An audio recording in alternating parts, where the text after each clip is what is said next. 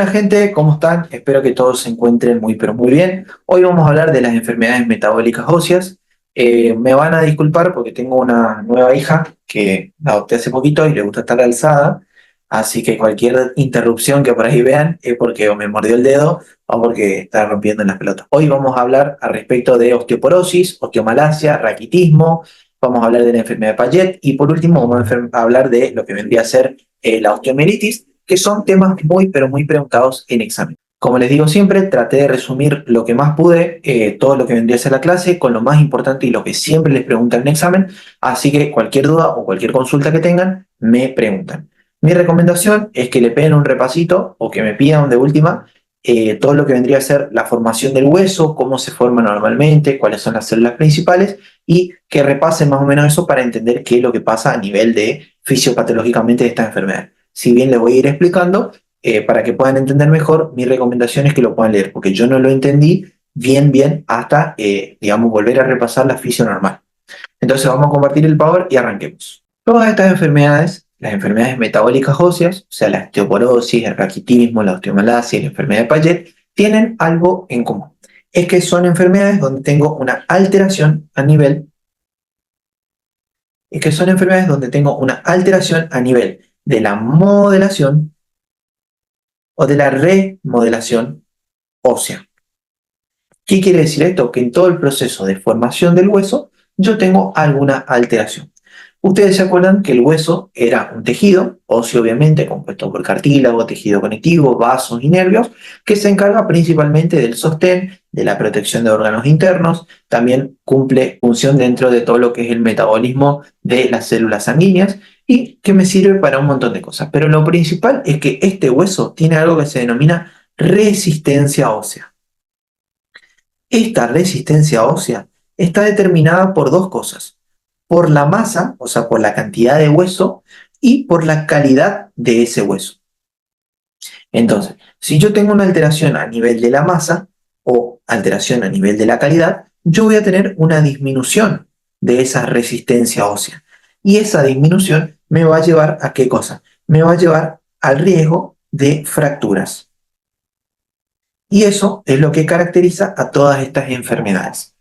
Como ustedes recordarán, nosotros dentro del hueso íbamos a tener principalmente dos células importantes, los osteoblastos,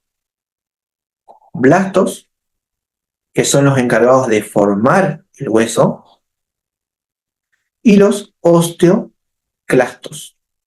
Los osteoclastos son los encargados de la resorción del hueso, o sea, de comer. Después tenemos los osteocitos, que son los que quedan en el hueso, y otras células que se encargan de revestir el hueso. Dentro del proceso de formación, o sea, la tasa de recambio óseo, yo tenía dos etapas. Primero, la modelación y por último, la remodelación ósea, que a su vez la remodelación iba a tener tres etapas. Estas tres etapas son la fase de resorción, después tenemos la fase de formación y por último la fase de mineralización. Estas tres fases pueden verse alteradas y pueden generar obviamente patologías. Otra cosa que me interesa que sepan es que hay, por ejemplo, moléculas como lo que vendría a ser el rank L,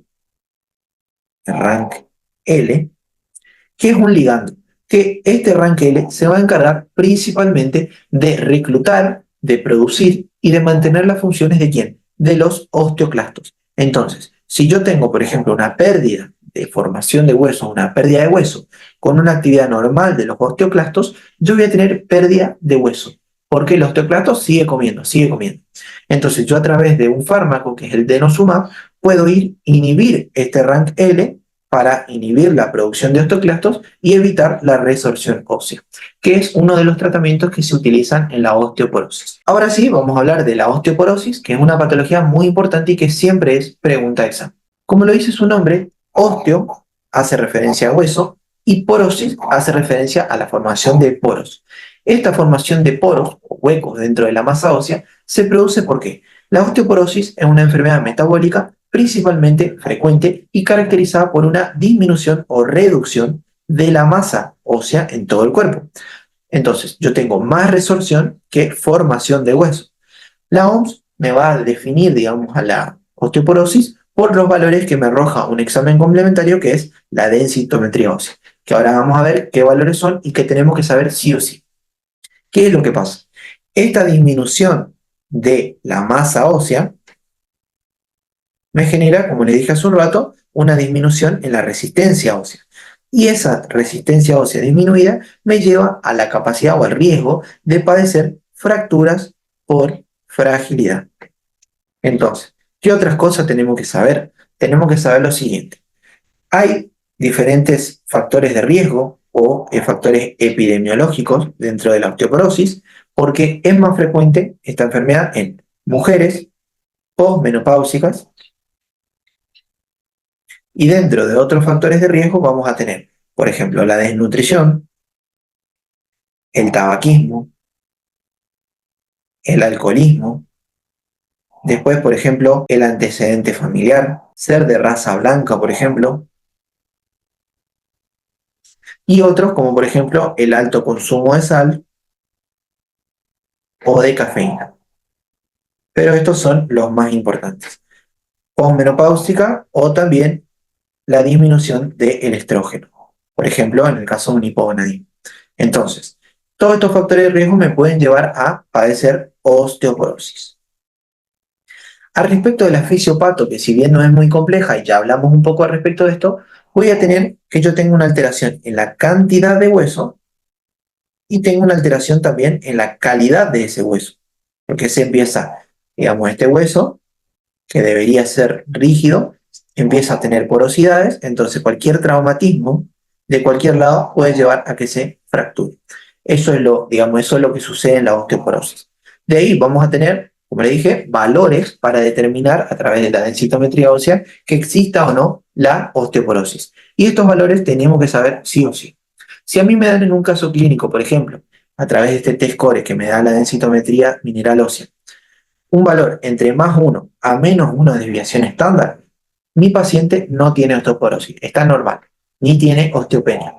Pero si tengo un valor entre menos 1 a menos 2,5 de desviación estándar, la paciente tiene osteopenia. Y acá ya tengo que abrir el ojo para que no vaya evolucionando hacia abajo. Después, tengo lo que vendría a ser un valor menor a 2,5 desviación estándar. Ahí ya tengo el diagnóstico de osteoporosis. Pero si me da un valor menor a 2,5 desviación estándar más una fractura por fragilidad, ojo acá porque la paciente tiene osteoporosis grave. Acuérdense esta tablita porque es pregunta de examen siempre. Después, al respecto de la clasificación, que también siempre es pregunta de examen. Vamos a tener dos tipos de clasificación. La osteoporosis primaria, que es la más frecuente, a predominio femenino, y la osteoporosis secundaria. Dentro de la primaria, ustedes van a ver, por ejemplo, en el Ferreira o en el Harrison, que lo dividen en la primaria en paciente mujer posmenopáusica o la primaria en paciente senil. ¿Cuál es la diferencia de ambas? Lo siguiente. En la mujer posmenopáusica, yo lo que tengo es principalmente una mujer, obviamente mayor de 50 años, posmenopáusica, con un déficit de estrógenos. Pero ¿qué es lo que pasa con esta caída de los estrógenos? Genera un aumento de este ligando que les hablé hoy, que es el RANK L. Este RANK L, ¿qué es lo que hace? Aumenta la resorción del hueso. O sea, hay disminución de la masa ósea. Este aumento de la resorción de hueso va a hacer ¿qué cosa a nivel de la sangre? Va a aumentar el calcio que está en la sangre, lo cual, ¿qué va a hacer? Va a hacer caer mi PTH. ¿Y esta PTH qué va a hacer? A nivel del riñón va a aumentar la excreción renal de calcio para tratar de balancear y va a disminuir la absorción de calcio por el intestino. ¿Pero qué? ¿Cuál es el tema? Que no se me va a formar hueso porque esta caída de estrógeno va a seguir pasando y me va a generar ¿qué cosa? Un balance negativo de calcio. Y por eso es que se produce la osteoporosis principalmente en mujeres posmenopáusicas. Todo esto me va a generar ¿qué cosa en esta mujer? Me va a generar un aumento rápido de la pérdida ósea, lo que va a generar ¿qué cosa? Que tenga alta probabilidad de fractura. Por otro lado, en el paciente senil, esto puede darse tanto en hombres como en mujeres mayores de 70 años, y esto se produce principalmente por una caída de la vitamina D, de la 1,25 hidroxivitamina D, que ya sabemos que va a hacer ¿qué cosa? Aumento de la PTH y aumento de la resorción ósea. ¿Para qué? Para sacar calcio de algún lado. Entonces, dentro de las causas secundarias tenemos que saber todas las causas. Vamos a tener las enfermedades endocrinológicas o metabólicas como el hipogonadismo, el hiperparatiroidismo, el hipercorticismo, que puede ser endógeno o exógeno, el hipertiroidismo, la hipofosfatasia, las enfermedades genéticas, principalmente la osteogénesis imperfecta, que para el diagnóstico tenemos que hacer una biopsia a nivel del hueso. Vamos a ver, como dice acá, que la causa más frecuente de osteoporosis es la primaria y la osteogénesis imperfecta es una enfermedad genética que principalmente genera un descenso de la densidad del hueso y el diagnóstico es por biopsia ósea. Acuérdense porque es pregunta de choice.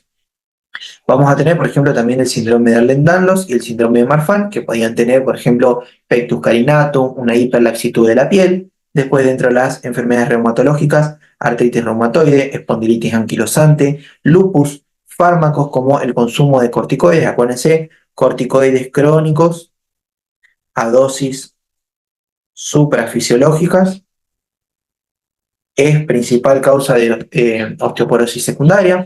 Después otros, como por ejemplo anticoagulantes y el litio. Otras enfermedades o otras patologías como el escorbuto, déficit nutricional, insuficiencia renal. Después el estilo de vida, el alcoholismo, fumador y la inmovilización son también tanto factores de riesgo como causas de osteoporosis secundaria. Vamos a tener que dentro de la clínica, la osteoporosis no genera clínica característica. O sea, el paciente con osteoporosis es igual a nosotros, pero ¿qué es lo que tiene? Tiene un aumento de la capacidad, un aumento del riesgo de fracturarse. Dentro de los lugares más frecuentes de fractura vamos a tener el antebrazo, el húmero, la cadera y las vértebras. Dentro de las vértebras, las fracturas se suelen dar principalmente entre D7 y L2, porque si la fractura está por encima de D6, pensar principalmente en que la causa sea un tumor. En algunos lugares van a ver que se da por encima de D4, esto difiere en algunas bibliografías, fíjense lo que les dicen en clase principalmente, pero esto es pregunta de examen siempre. Después, ¿qué otra cosa podemos tener? Por ejemplo, el síndrome de aplastamiento vertebral, donde tengo un aumento de la cifoescoliosis a causa de los microtraumatismos generados por estar parado mucho tiempo. ¿Cómo nos vamos a dar cuenta? En una paciente de mujer, anciana por ahí, que hay una disminución de la talla mayor o igual a 3 centímetros, además del aumento de la cifosis dorsal. Pero eso prácticamente es la clínica. Obviamente el riesgo de las fracturas periféricas es muy importante, tanto las fracturas de fémur como las fracturas de radio distal, porque son las que tienen más complicaciones. Después, ¿qué otra cosa vamos a tener que saber sí o sí? El diagnóstico. Como ustedes ya saben, el diagnóstico es algo que siempre suele ser pregunta de examen y es algo que no podemos, digamos, obviar o no podemos dejar de saber. Dentro del diagnóstico, principalmente se basa en una buena historia clínica y preguntar acerca de los factores de riesgo, como le dije, antecedentes familiares, alcoholismo, tabaquismo, desnutrición, disminución de estrógenos y demás.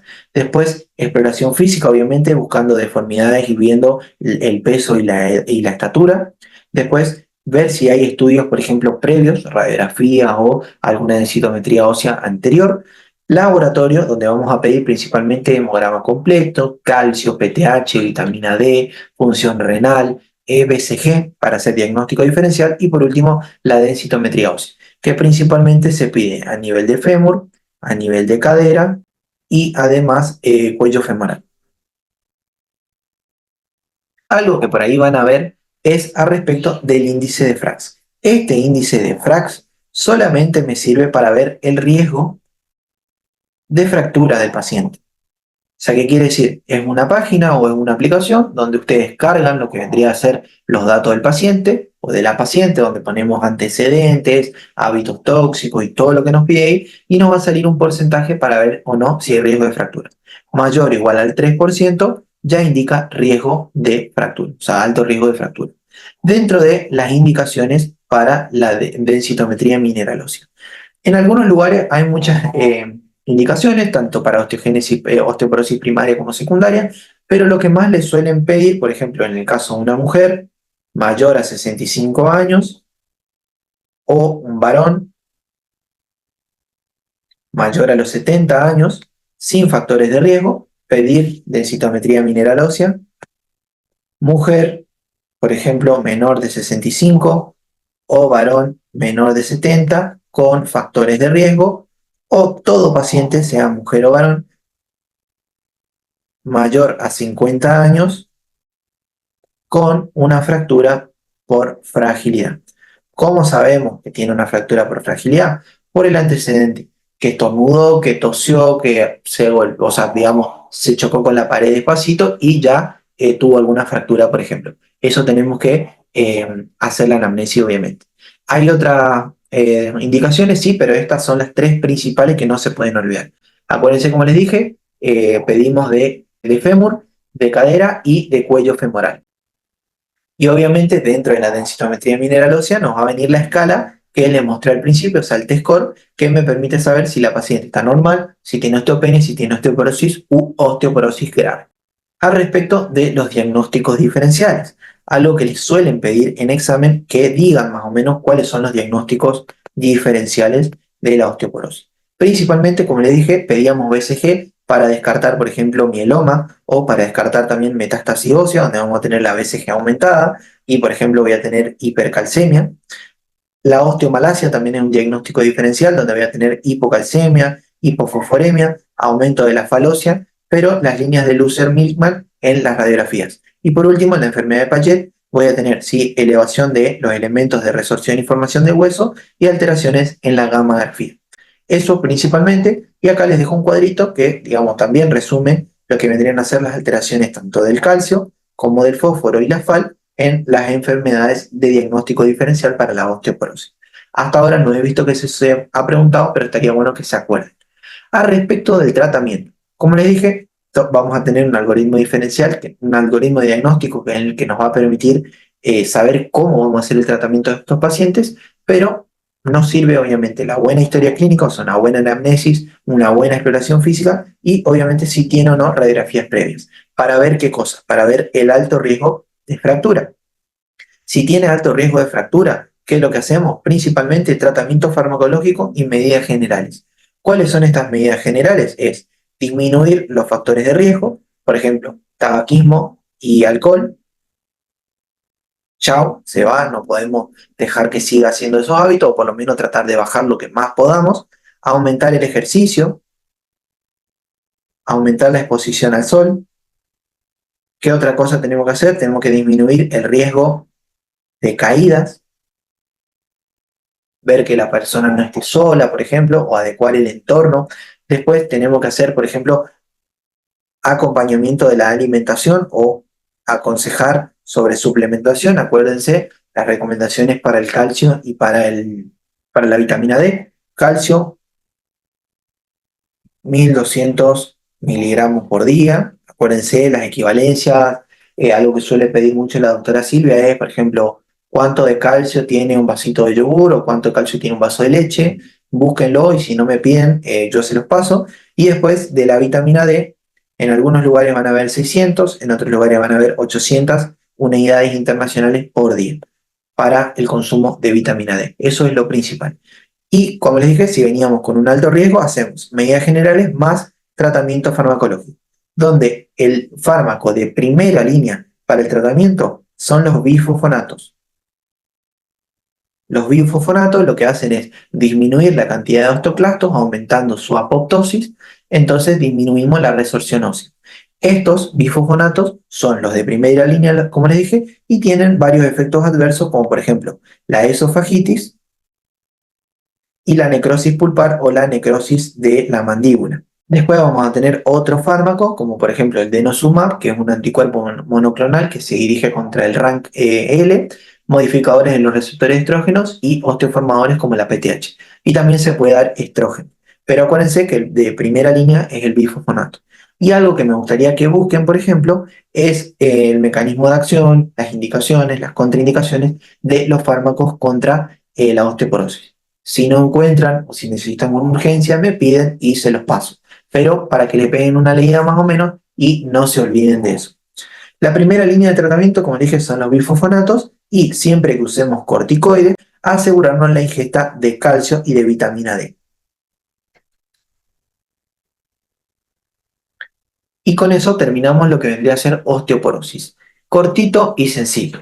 Ahora hablemos de raquitismo y osteomalacia, las cuales son enfermedades donde principalmente tengo un defecto en una parte de la remodelación ósea, que es la mineralización ósea. Cuando este defecto se da en los niños, se denomina raquitismo, y cuando, por ejemplo, se da en la adultez, se llama osteomalacia. Entonces, ¿qué es lo que tengo? En los niños tengo alteración de las placas de crecimiento, y en las personas grandes, digamos, en las personas adultas, tengo alteración tanto del hueso trabecular como del hueso cortical. ¿Cuál es la fisiopatología? Si bien nosotros sabemos que la vitamina D viene tanto de la absorción digestiva como de la síntesis endógena por la luz solar, obtengo la 1.25 hidroxivitamina D, que forma o que sigue todo su curso. Pero si yo tengo una disminución de la vitamina D, esto genera una disminución en la absorción intestinal de calcio. Esta disminución en la absorción intestinal de calcio genera una hipocalcemia, o sea, una disminución de calcio en sangre, lo cual me lleva a un aumento de la PTH, o sea, un hiperparasecundario. Lo cual a nivel del hueso me va a generar ¿qué cosa? Que aumente la resorción de hueso. ¿Para qué? Para llevar calcio ¿a dónde? A la sangre. ¿Qué es lo que va a pasar? Que también a nivel renal va a aumentar la excreción de fósforo. ¿Para qué? Para tratar de eliminar menos calcio y bajar la calciuria, obviamente, y aumentar el calcio en sangre. ¿Qué es lo que va a pasar a nivel de la orina? Voy a tener un aumento de la excreción de fósforo, un aumento de la excreción de bicarbonato, también voy a tener un aumento de la excreción de aminoácidos, y todo lo que me va a generar esto, como hay un déficit de vitamina D, es que el círculo vicioso, digamos, va a seguir, lo cual me va a llevar, digamos, a una hipocalcemia y una hipofosfatemia también, lo cual me va a generar alteraciones a nivel del hueso, llevándome al raquitismo o a la osteomalacia. Dentro de las causas de raquitismo de osteomalacia, vamos a tener aquellas que se producen por déficit de vitamina D o por déficit de fósforo. Ya habíamos visto que por déficit de vitamina D, pero solo el déficit de fósforo también me puede dar lo que vendría a ser la osteomalacia o el raquitismo.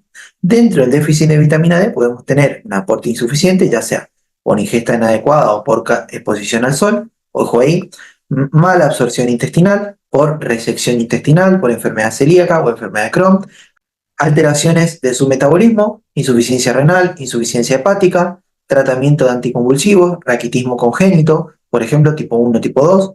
Dentro del déficit de fósforo, el aporte insuficiente, ya sea por dieta inadecuada o uso de antiácidos con aluminio, y disminución de su reabsorción tubular.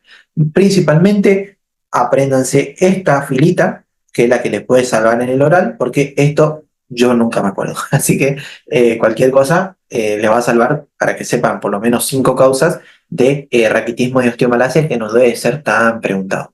Después, al respecto de lo que vendría a ser la clínica. Acá sí vamos a tener dentro del raquitismo algunas deformaciones óseas, fracturas patológicas, debilidad e hipotonía. Dentro de las enfermedades óseas vamos a tener lo que vemos acá, que es el cráneo Tabes, retraso dentro del cierre de las fontanelas y protrusión tanto parietal como frontal del cráneo. Después tenemos acá a lo que ya habíamos visto en semiología, lo que vendría a ser el rosario raquítico de un paciente a nivel del tórax. Esas son las deformidades óseas de un paciente con raquitismo, obviamente. De tener fracturas patológicas, debilidad, hipotonía y trastorno del crecimiento. Y dentro de la osteomalacia voy a tener dentro de las deformidades óseas este tórax que vemos acá, que es el tórax en campana, o el pectum excavatum, el pectus carinatum, perdón, que es el tórax en quilla también. Dentro de las fracturas patológicas podemos tener fracturas en cuello de fémur, pseudofracturas, por ejemplo, que son las líneas de Lucen-Martin, que vamos a ver en alguna radiografía, como vemos acá. Estas son las líneas de Lusser-Milman. Después vamos a tener dolor óseo de tipo sordo y difuso, que exacerba con la palpación, y debilidad muscular. Por último, al respecto del diagnóstico, ya sea de osteomalacia o raquitismo, lo más importante es el laboratorio, donde vamos a pedir dentro de la sangre el calcio, que puede estar normal o bajo. Vamos a tener el fósforo bajo, la FAL y la PTH altas por el hiperparasecundario, 25 hidroxivitamina D baja, y la 1.25 hidroxivitamina D puede estar normal o alta. El más útil es el descenso de la 25 hidroxivitamina D. Ojo ahí porque es pregunta de examen. No se confundan con la 1.25 hidroxivitamina D. Al respecto de la orina, vamos a tener el calcio bajo en orina, fósforo alto, con disminución de los receptores a nivel del túbulo renal de fósforo. A nivel de la radiología, en raquitismo, aumento del cartílago de crecimiento, porque ya les hablé hoy que había alteración ahí, y en la osteomalacia, las líneas de Lusser-Milman, que son estas linitas que vemos acá. El diagnóstico, tanto de raquitismo como de la osteomalacia, el diagnóstico definitivo, es con la biopsia ósea. Acuérdense porque es pregunta de examen. Obviamente, diagnóstico definitivo, tenemos que saber. Vamos a tener un aumento del tejido osteoide acá, en la biopsia. Y por último, el tratamiento se basa principalmente en la administración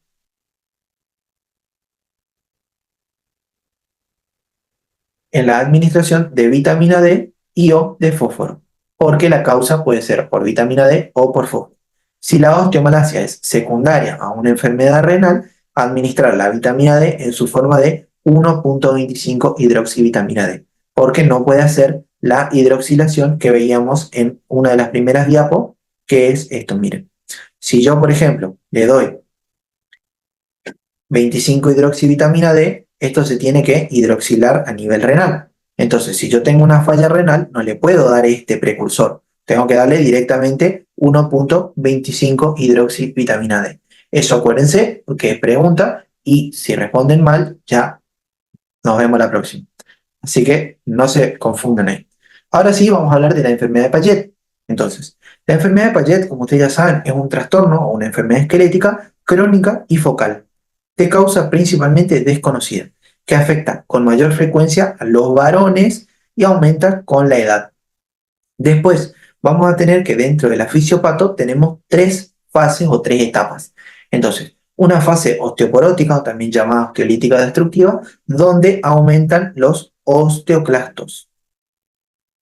Estos osteoclastos lo que hacen es aumentar, ¿qué cosa? La resorción ósea. Después tengo una fase mixta, donde tengo formación de hueso y resorción ósea. Y por último tengo la formación de hueso principalmente, donde bajan los osteoclastos y aumentan los osteoblastos. A respecto de las manifestaciones clínicas de la enfermedad de Payet, nosotros vamos a tener que en el 60% aproximadamente de los pacientes, la enfermedad de Payet es de tipo asintomática, pero como les dije, va aumentando con respecto a la edad. Dentro de las afectaciones, digamos, de las manifestaciones clínicas, las estructuras principalmente afectadas son la pelvis, la columna, el fémur, el cráneo, las costillas y las tibias.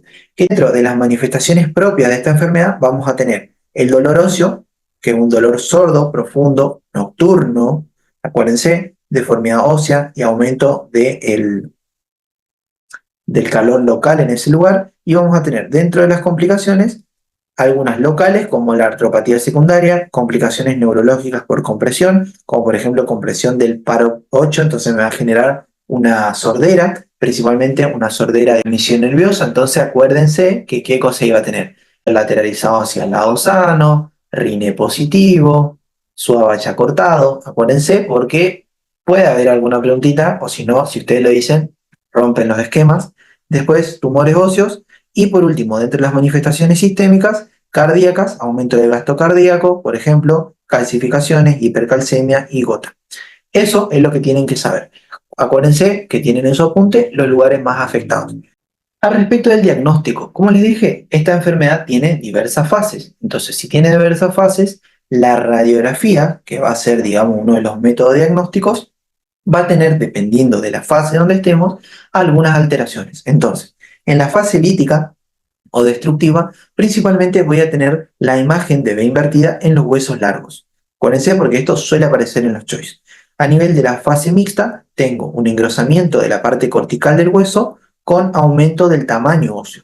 Por último, en la fase de proliferación, tengo engrosamiento de los huesos largos, aumento del tamaño de los huesos y áreas mixtas donde voy a tener esclerosis y partes donde va a estar roto el hueso. Y voy a tener algunas imágenes características donde voy a tener principalmente las vértebras en marfil, la protusión acetabular y las vértebras en marco. Acuérdense porque eso es pregunta de examen siempre. Acuérdense, método diagnóstico de enfermedad de Payet es radiológico, punto. No hay densidad mineral ósea, no hay densitometría ósea, no hay biopsia, no hay nada. Al respecto del tratamiento, esto es facilísimo. Una gran parte de los pacientes no necesitan tratamiento, como le dije, el 60% es asintomático, pero cuando está indicado el tratamiento, lo que se utiliza principalmente son los bifosfonatos. Y controlen siempre lo que vendría a ser la fosfatasa alcalina. Vamos a tener diferentes indicaciones para administrar, por ejemplo, bifosfonatos, como por ejemplo que el paciente tenga dolor óseo persistente, compresión nerviosa, deformidad ósea o insuficiencia cardíaca. Dentro de las indicaciones dudosas, voy a tener paciente asintomático con aumento de la FAL y localizaciones problemáticas, o sea que el dolor o el lugar donde tenga alteración sea, digamos, por ejemplo, en los huesos de carga o áreas cercanas a articulaciones grandes, cuerpo vertebral y base de cráneo. Y con eso damos por terminado el tratamiento y lo que vendría a ser la enfermedad de Payet. Ahora pasemos a la osteomielitis. La osteomielitis, ¿qué es? Es la infección del hueso debido a principalmente un foco séptico dentro del hueso, o sea, intraóseo. Vamos a tener diferentes etiologías de las infecciones osteoarticulares. Por ejemplo, en el caso de menores de 3 meses, principalmente tenemos al Staphylococcus aureus, a la Galactiae, a las enterobacterias, después principalmente la Escherichia coli. De 3 meses a 5 años, el Staphylococcus aureus, el Streptopiógenes, el Streptoneumoniae, también el hemófilo influenza en aquellos niños mal vacunados. Mayores de 5 años, el Staphylococcus aureus, el Streptopiógenes y la gonorrea. En el caso de heridas, por ejemplo, en el pie, pseudomonas, varicela, streptopiógenes, drepanocitosis, salmonella enteritidis, esto no se pregunta nunca, y el déficit del complemento, Neisseria meningitidis. Entonces, fíjense, ¿quién es el principal agente que aparece en todos lados? El Staphylococcus aureus. Este hijo de puta acá, el que genera la osteomielitis. Entonces, si les preguntan, no se les vaya a olvidar Staphylococcus aureus. De ahí vamos a tener dentro de la etiología, la causa puede ser o que el foco sea hematógeno, o sea que la bacteria vaya ido por sangre, o secundaria a un foco contiguo o también a una enfermedad vascular, como por ejemplo la diabetes, que suelen ser polimicrobianas. Eso es principalmente. Entonces acuérdense, Staphylococcus aureus es el principal, también algunas micobacterias pueden causarla, pero eso es lo principal. De ahí vamos a tener diferentes estadios dependiendo de la extensión anatómica. El estadio 1 es un estadio donde tengo una osteomielitis intramedular que se limita a la zona endóstica. Esta clasificación, acuérdense porque es pregunta de examen. Por ejemplo, le pusieron un clavo a una paciente y se le infectó. Está dentro del hueso la infección. El tratamiento hasta ahora no se ha preguntado, así que olvídense. Dentro de lo que vendría a ser el estadio 2, es superficial la infección, o sea, se afecta a la corteza, principalmente la osteomielitis por una úlcera por decúbito. Fíjense dónde está la infección, acá. De ahí tenemos la 3, donde la infección es localizada, o sea, se afecta a la cortical y la médula, por ejemplo, por una osteomielitis postraumática después de una placa, de la colocación de una placa de osteosíntesis, como vemos acá. Y por último, el estadio 4 ya es de localización difusa, o sea, vamos a tener que se extiende por todo el hueso, lo que hace es comprometer la estabilidad del hueso mismo. Por ejemplo, una pseudoartrosis séptica. Acuérdense de esta escala porque suelen preguntar en examen y no es tan difícil.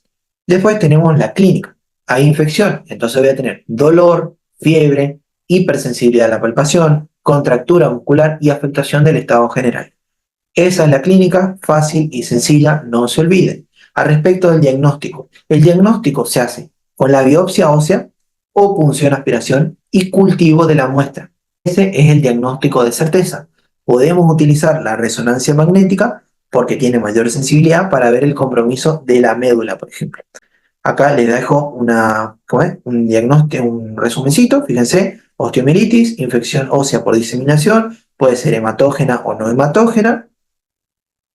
Es más común en los niños, el más frecuente es el Staphylococcus aureus. El paciente también se puede dar en pacientes con anemia, donde vamos a tener a la salmonella como el principal agente. También en aquellos con tuberculosis pueden tener principalmente lo que vendría a ser el mal de Pot.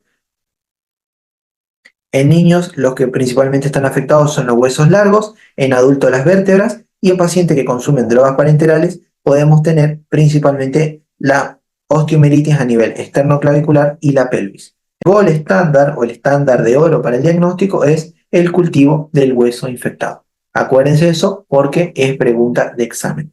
Después, al respecto del tratamiento, obviamente que si es una infección bacteriana, ¿yo qué voy a tener que hacer? Obvio, retirar el tejido necrótico para evitar que se siga proliferando esa infección, salvo en el estadio 1.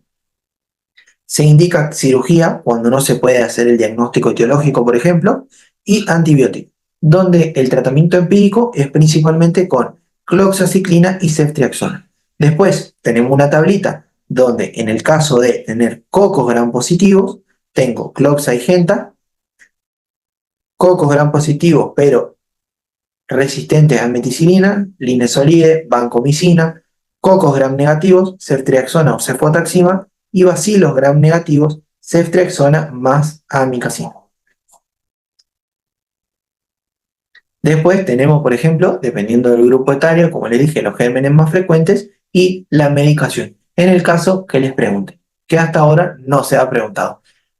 Y con eso, gente, terminamos la clase de hoy. Acá Riley también les manda un saludo, se quedó dormida en la mitad de la clase y ahora se levantó para poder jugar, así que cualquier duda, cualquier consulta que tengan, me avisan.